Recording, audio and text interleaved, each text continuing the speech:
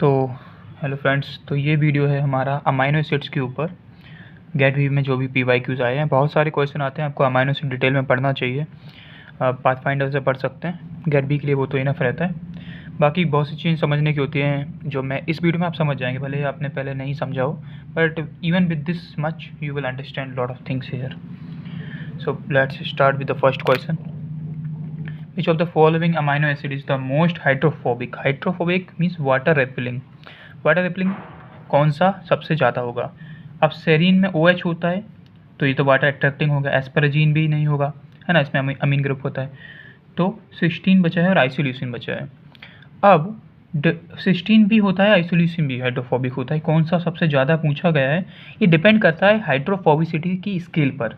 इसलिए मैं आपको एक्सप्लेनेशन देता हूँ क्योंकि उसमें थोड़ा मैं डिटेल में आपको बताता हूँ, जो कि हो सकता है कई बार आपको बुक में ना मिले या पाथफाइंडर में ना मिले। सो हाइड्रोफोबिसिटी स्केल डिफरेंट साइंटिस्ट ने डिफरेंट दिए हैं, जैसे काइटे एंड डूलिटल की जो है एक, ये मोस्टली ये ज़्यादा इंपॉर्टेंट होता है। तो इसमें अगर आप देखेंगे तो इसमें सबसे ज़्यादा हाइड्रोफोबिक आइसोल्यूसिन को बताया है टॉप पर, फिर आता है valine, leucine, phenylalanine and cysteine. ठीक है, सिस्टीन भी देखो इसमें भी अच्छा खासा हाइड्रोफोबिक है, तो आप समझ पा रहे होंगे। तो इसमें किस लिहाज से, किस तरीके से आइसोल्यूसिन को सबसे ज़्यादा हाइड्रोफोबिक बताया है, तो वो है बेस्ड ऑन आर ग्रुप, जो आर चेन होती है ना, साइड चेन, उसके बेसिस पर, या ट्रांसफ़र फ्री एनर्जी के बेसिस पर। अब ट्रांसफ़र फ्री एनर्जी बेसिस को मैं डिटेल में एक्सप्लेन नहीं करना चाह रहा, बिकॉज इतना इंपॉर्टेंट नहीं है आपके लिए, टर्म इंपॉर्टेंट है। ठीक है, तो transfer free energy and based on R group. ठीक है, अब दूसरी भी कुछ होती हैं, जैसे कि एक रोज़ की और एक जेनिन की है। इन दोनों में जो है वो on the basis of residue tendency to found inside protein, उसके बेसिस पे करें। मतलब सपोज एक प्रोटीन है, अब उसमें आपका कोई भी अमाइनो एसिड जो जिसकी टेंडेंसी हो कि वो इस प्रोटीन के अंदर रहे, तो सबसे ज़्यादा कौन सा प्रोटीन अंदर रहना चाहता है, वो है सिस्टीन। अभी अंदर क्यों रहना चाहता है, क्योंकि बाहर तो वाटर है। इसका मतलब कि ये अंदर वाला हाइड्रोफोबिक होगा, इसलिए सिस्टीन को मोस्ट हाइड्रोफोबिक ये लोग मानते हैं, जेनिन एंड रोज की क्लासिफिकेशन। ठीक है, तो अगर क्वेश्चन बनता है कि according to the Rose and Janin classification which is the most hydrophobic, तो सिस्टीन आंसर आएगा। अगर नॉर्मली पूछें which is the most hydrophobic, तो आप आइसोल्यूसिन ही लगाना। ठीक है, या ऐसा भी पूछ सकते हैं बेस्ड ऑन आर ग्रुप, तो isoleucine, based on tendency to reside in the protein, तो सिस्टीन। इस तरीके, इसलिए मैंने ये आपको डिटेल में दिया है। तो फिर यहाँ पे आप देख सकते हैं, यहाँ पर आइसोल्यूसिन का मैं स्ट्रक्चर बना दिया हूँ। ये C अल्फा होता है, यहाँ पर एक कार्बोक्सिल ग्रुप है, एक अमीन ग्रुप है, एक हाइड्रोजन होता है, और ये आर चेन, ये पूरा आर चेन है जिसमें 4 कार्बन है, आइसोल्यूसिन। ठीक है, सो आई होप कि आपको समझ में आया होगा। नाउ ये देखते हैं सेकेंड।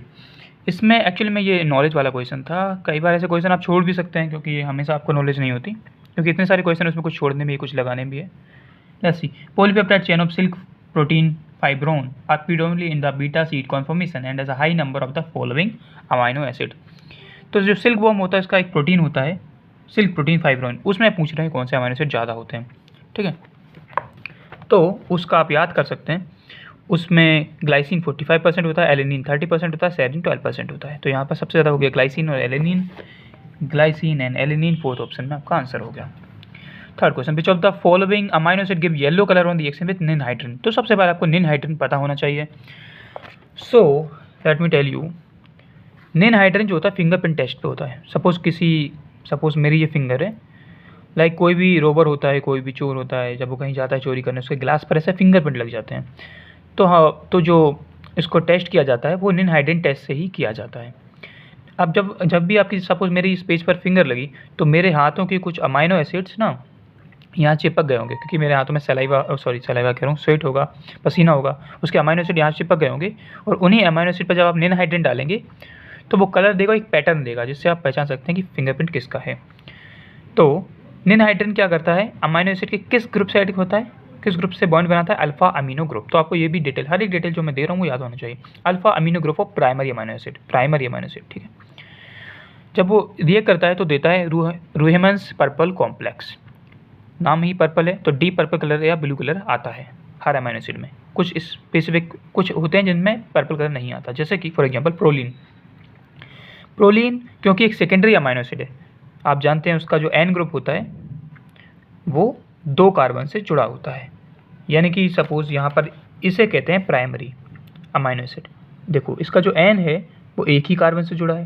लेकिन प्रोलीन में आप जानते हैं कि उसका साइड चेन का भी कार्बन यहाँ से इससे जुड़ जाता है, तो एक कार्बन ये और एक कार्बन ये, 2 कार्बन हो जाते हैं, इसको सेकेंडरी कार्बन कहते हैं प्रोलीन को।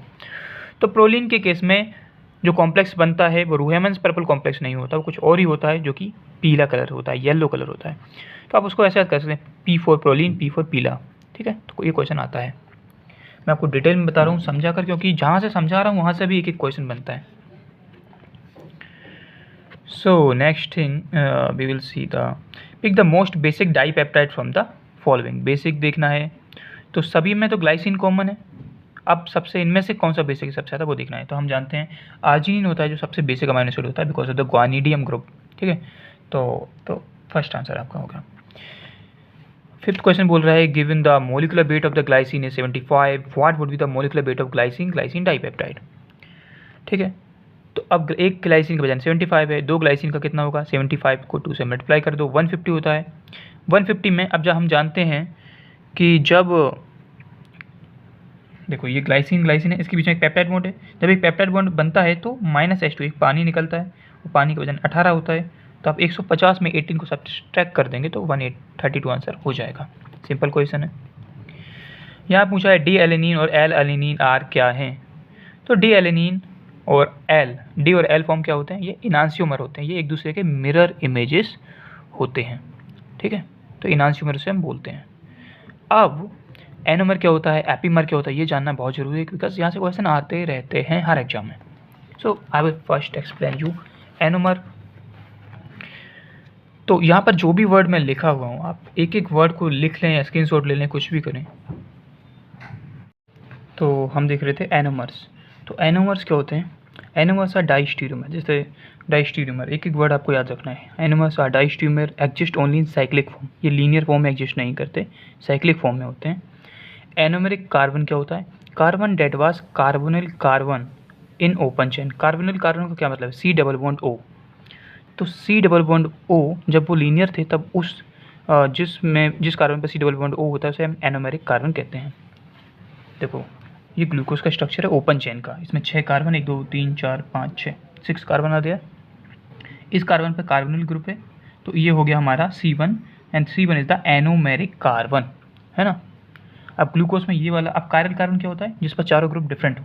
जैसे इस पर देखो एक COH, एक पर C डबल बॉन्ड O, दूसरा ग्रुप डिफरेंट है, ये पूरा इतना बड़ा चेन, तीसरा ग्रुप डिफरेंट है और यहाँ हाइड्रोजन होगा, तो इस पर चारों ग्रुप डिफरेंट हैं, तो ये हो गया हमारा कायरल कार्बन। ऐसे ही कायरल कार्बन ग्लूकोज में कितने होते हैं, ये वाला कायरल, ये कायरल, ये कायरल, ये कायरल, ये तो एनोमेरिक था तो 4 कायरल कार्बन है। अब ये लास्ट वाला कायरल नहीं क्योंकि इसमें 2 H हैं, तो एक जैसे हो गए ना, चारों डिफरेंट ग्रुप होने चाहिए, तो ये अकायरल हो गया, तो 4 ही उसमें कायरल कार्बन होते हैं। खैर अभी हम बात करते हैं एनोमेरिक कार्बन की, तो anomeric carbon C double bond O है, लेकिन ओपन चेन में एनोमेरिक कार्बन नहीं बोलते इसे।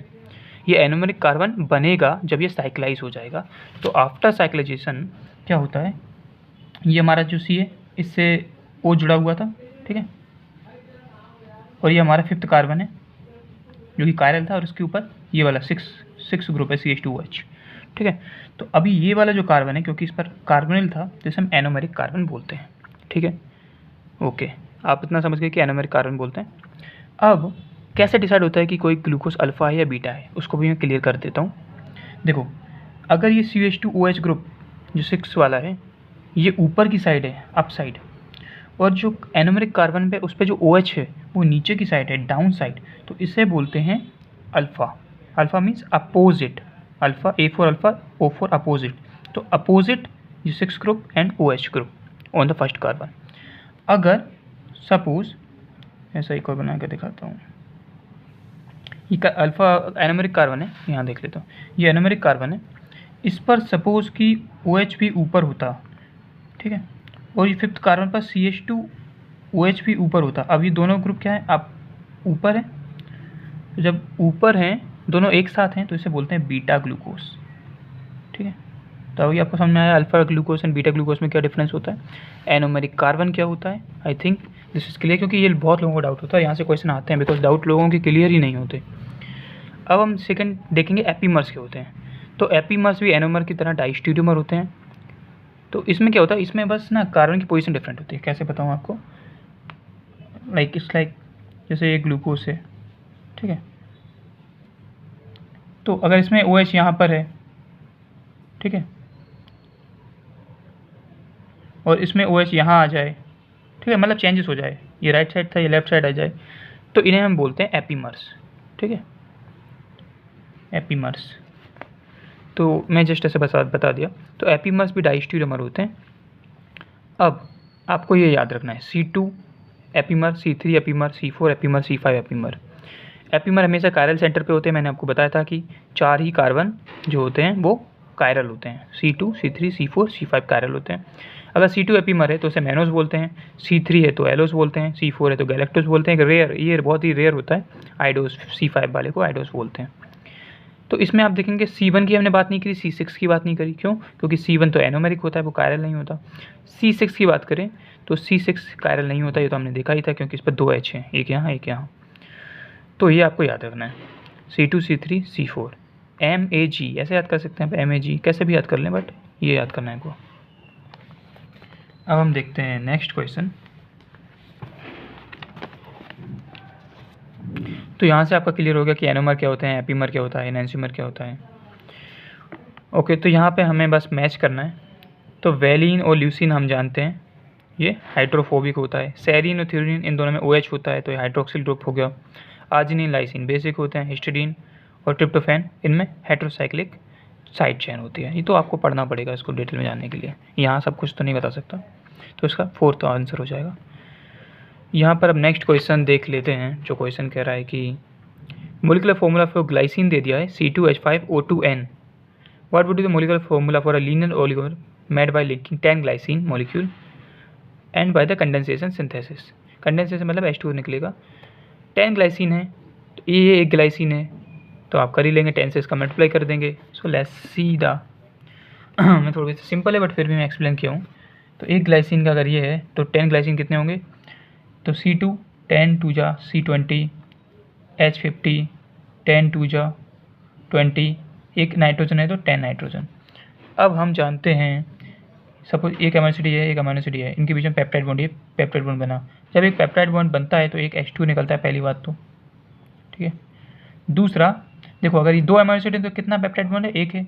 तो इसका मतलब पेप्टाइड बॉन्ड का फॉर्मूला क्या हो जाएगा? Peptide bond is equal to N-1, N is the amino acid. तो यहाँ पर 10 अमीनो एसिड है तो N-1 करेंगे तो 9 पेप्टाइड बॉन्ड हो जाएंगे, ठीक है।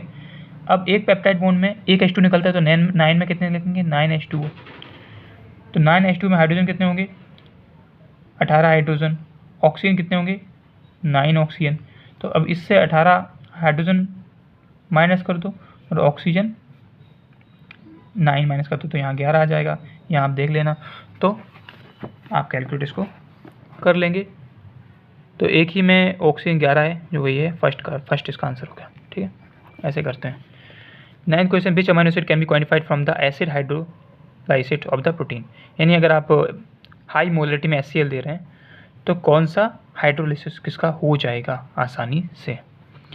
सो 9th क्वेश्चन देख लेते हैं, ये भी थोड़ा याद करने वाला है। कुछ अमीनो एसिड ऐसे होते हैं जो एसिड हाइड्रोलाइसिस करने से ईजिली डिग्रेड हो जाते हैं, कुछ होते हैं जो नहीं होते हैं। तो ईजी डिग्रेडेशन वाले कौन से हैं? ट्रिप्टोफैन, सिस्टीन, एस्परजिन, ग्लूटामीन, ठीक है। ट्रिप्टोफैन, हाँ, तो इसका आंसर ये फर्स्ट वाला हो जाएगा। Which amino acid can B quantified from the acid hydrolysis of the protein. नहीं, क्वान्टिफाइड करना है। इसमें ये नहीं पूछा कि इसका एसिड हाइड्रोलाइसिस हो जाता है, हो तो सबका ही जाता है, इसका भी हो जाता है, इसका भी होता है, इसका भी हो जाता है, अभी हमने देखा। क्वांटिफाई करना है, क्वांटिफाई करने के लिए एसिड हाइड्रोलाइसिस नहीं होना चाहिए, उसके बाद ही तो आप क्वांटिफाई कर सकते हैं, वरना तो क्वांटिफाई कर ही नहीं कर सकते, गिन ही नहीं सकते। तो इसमें जो ऑप्शन है वो हिस्टिडीन आएगा, क्योंकि हिस्टिडीन को ज़्यादा फर्क नहीं पड़ता एसिड से, तो उसको आप क्वांटिफाई कर सकते हैं। हाँ, 10th वाला क्वेश्चन देखते हैं। Only genetically encoded amino acid without stereoisomer. पता है ग्लाइसिन, ग्लाइसिन में कोई भी कायरल कार्बन नहीं होता, इसलिए उसका स्टीरियोआइसोमर नहीं होता। आई होप इतना आप जानते होंगे। बिकॉज नो, इसमें बोला है कि डाइसल्फाइड बॉन्ड बनता है between the sides of the element. तो डाइसल्फाइड बॉन्ड हम जानते हैं 16 में बनता है, मिथेनिन डाइसल्फाइड बॉन्ड नहीं बनाता, तो फर्स्ट इसका आंसर हो जाएगा। बट इसको थोड़ा सा डिटेल में समझाता हूँ, ये क्वेश्चन क्या कह रहा है। क्वेश्चन कह रहा है, सपोज हम जब भी किसी प्रोग्राम से एक प्रोटीन को देखते हैं, तो सपोज ये बड़ा सा एक प्रोटीन है, इसके अंदर 2 सिस्टीन, एक ये और एक ये। अगर इन सिस्टीन के SH इन पर होता है हाइड्रोक्सिल सल्फोहाइड्रल ग्रुप, तो SHSH ग्रुप होता है। इन SHSH के बीच का डिस्टेंस अगर 2.03 के है या उससे कम है तभी मशीन जो है एक डाइसल्फाइड बॉन्ड काउंट करती है। सपोज मैं एक अलग प्रोटीन बना दूँ ऐसा, एक यहाँ 16 है, एक यहाँ 16 है, इसका SH ये होगा, इसका SH ये होगा। अब इसकी डिस्टेंस सपोज 4 एंगस्ट्रॉम में इन दोनों SH के बीच में, तो ये 2.03 से बड़ा है, मतलब डिस्टेंस बहुत ज़्यादा है, तो मशीन इसको डाइसल्फाइड बॉन्ड काउंट नहीं करेगी। तो number of disulphide bond count करने के लिए ज़रूरी है कि SH के बीच की डिस्टेंस 2.03 हो। ठीक है, नेक्स्ट क्वेश्चन देखते हैं। बोला है कि विच of the following is true about all 20 genetically encoded amino acids. तो क्या अमाइनो एसिड बेसिक होते हैं? सारे अमाइनो एसिड बेसिक नहीं होते, ये गलत हो जाएगा। MP है ना, सारे तो बेसिक नहीं होते, कुछ एसिडिक भी होते हैं, कुछ न्यूट्रल होते हैं। दे आर ऑप्टिकली इनएक्टिव, सारे ऑप्टिकली एक्टिव नहीं होते। ऑप्टिकली इनएक्टिव भी होता है ग्लाइसिन। सभी में मिथाइलिन ग्रुप, सभी में मिथाइलिन ग्रुप नहीं होता। सभी में carbon hydrogen oxygen nitrogen obviously होगा ही होगा। तो ये सिंपल सा क्वेश्चन, फोर्थ आंसर हो गया। अब देखेंगे 13 का। Which of the following amino acid are both glucogenic and ketogenic. पहला मतलब समझिए, कीटोजेनिक और ग्लूकोजेनिक का मतलब क्या है। ऐसे अमाइनो एसिड, ठीक है, जो टूट कर ब्रेक डाउन होकर ग्लूकोज के प्रीकर्सर बना सकते हैं, जैसे पायरुवेट बना सकते हैं, तो उसे ग्लूकोजेनिक बोलते हैं। और जो ऐसे अमाइनो एसिड जो ब्रेक होकर कीटोन बॉडीज बना सकते हैं, तो उसे हम कीटोजेनिक बोलते हैं। तो इनमें से बताना है कि ग्लूकोजेनिक भी हो, कीटोजेनिक दोनों हो, तो इसको तो आपको याद ही करना पड़ेगा। याद करने के लिए मैं आपको याद कर लेना। प्योर कीटोजेनिक कौन से होते हैं? ल्यूसीन और लाइसिन। इसको याद करने का आप याद कर सकते हैं, ल्यूसीन, लाइसिन, काटो। तो काटो से हो जाएगा कीटोजेनिक, ल्यूसीन, लाइसिन कीटोजेनिक होते हैं। ऐसे कौन से होते हैं जो बोथ होते हैं, दोनों होते हैं? तो TTTFI, ठीक है, TTTFI ऐसे याद कर लो। एक हो जाएगा टायरोसिन, एक हो जाएगा ट्रिप्टोफैन, एक हो जाएगा threonine, F4 phenyl अलेनिन, I4 isoleucine. ठीक है, सो दिस आपको याद रखना है। तो इससे आप ये ऑप्शन टिक कर सकते हैं। तो इसमें तो आइसोल्यूसिन हो गया, ट्रिप्टोफैन हो गया,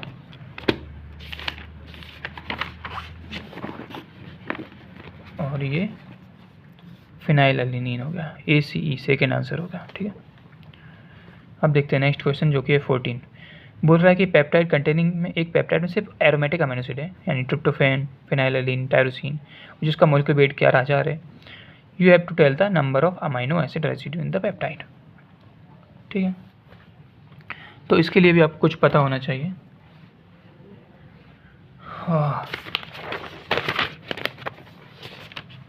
जो है average molecular weight of aromatic amino acid.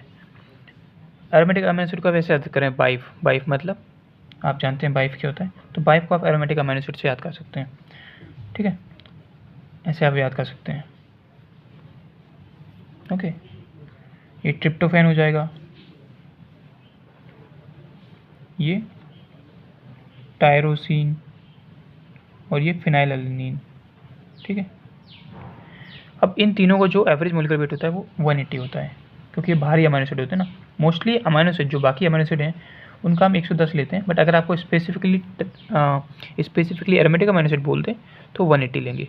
कुछ नहीं, आप 11,000 को 180 से डिवाइड कर देंगे तो लगभग 60 बना जाएंगे, तो आपका आंसर 60 हो जाएगा, क्योंकि इसमें 60 क्लोजेस्ट है। ठीक है, अब हम देखते हैं 15 वाला। इसमें बोल रहा है कि स्टार्टिंग में 3 डिफरेंट अमीनो एसिड, आपको 3 डिफरेंट अमीनो एसिड दिए गए हैं, कितने डिफरेंट ट्राईपेप्टाइड बन सकते हैं। Assuming that each amino acid can be used more than once, यानी उस ट्राईपेप्टाइड में एक अमीनो एसिड एक से ज़्यादा बार आ सकता है। तो कितने बनेंगे? सपोज देखो, सपोज मैं ABC 3 अमीनो एसिड ले रहा हूँ, तो एक से ज़्यादा बार आ सकता है ट्राईपेप्टाइड में, तो एक 3 बार भी आ सकता है। ठीक है, एक 2 बार भी आ सकता है, उसके अगर C लगा सकते हैं, एक 2 बार आया A, फिर अब B लगा सकते हैं, ऐसे आप BBB, BBA, BAB कुछ भी बना सकते हैं, तो बहुत सारे बनेंगे। तो उसका तरीका यही है कि आपके पास ट्राईपेप्टाइड है तो 3 पोजीशन है, एक पर और हमारे पास 3 अमीनो एसिड है, तो 3 × 3 × 3। अगर 4 अमीनो एसिड होते तो 4 × 4 × 4, 5 अमीनो एसिड होते तो 5 × 5 × 5। अभी 3 है तो 3 3 3 27 आंसर। ठीक है, अब 2 क्वेश्चन बचे हैं जिसको हम देख लेते हैं। इसमें बोला है कि न्यूरोट्रांसमीटर जो हम जानते हैं ब्रेन में होते हैं वो एक्साइटरी और इनहिबिटरी दोनों हो सकता है।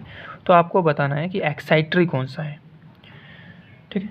तो एक्साइटरी जो होता है ये तो आपको याद करना पड़ेगा। ग्लाइसिन और गाबा ये दोनों इनहिबिटरी होते हैं। तो ग्लाइसिन जहाँ भी है वो आंसर नहीं होगा, और गाबा जहाँ पर, तो गाबा यहाँ पर आंसर नहीं होगा, ग्लाइसिन यहाँ पर आंसर नहीं होगा, ग्लाइसिन यहाँ आंसर नहीं होगा।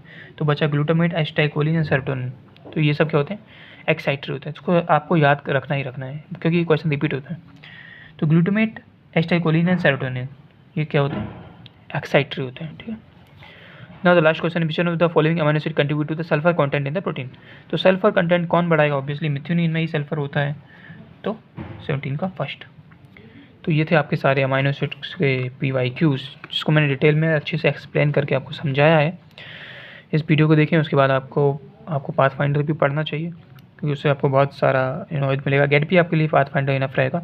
और जब मैं दे रहा हूँ कंटेंट, क्योंकि मैं सिर्फ पाथफाइंडर से नहीं दे रहा, मैं बहुत कुछ बाहर से एडिशनल ऐड कर रहा हूँ उसको, तो वीडियोस आपको बहुत फ़ायदा करेंगी। बाकी मैं सोच तो रहा हूँ कि खुद से भी अलग टॉपिक वाइज वीडियो बनाऊँ, तो आप बताइए मुझे और बताइए वीडियो कैसी लग रही है। एंड सब समझ में आ रहा है, अगर डाउट हो रहा है तो आप बताइए, तो मैं उसको भी समझा सकता हूँ, उसको भी नेक्स्ट वीडियो में या कमेंट में क्लियर कर सकता हूँ। तो रिस्पॉन्स दिखाइए, ठीक है, चलते हैं, बाय।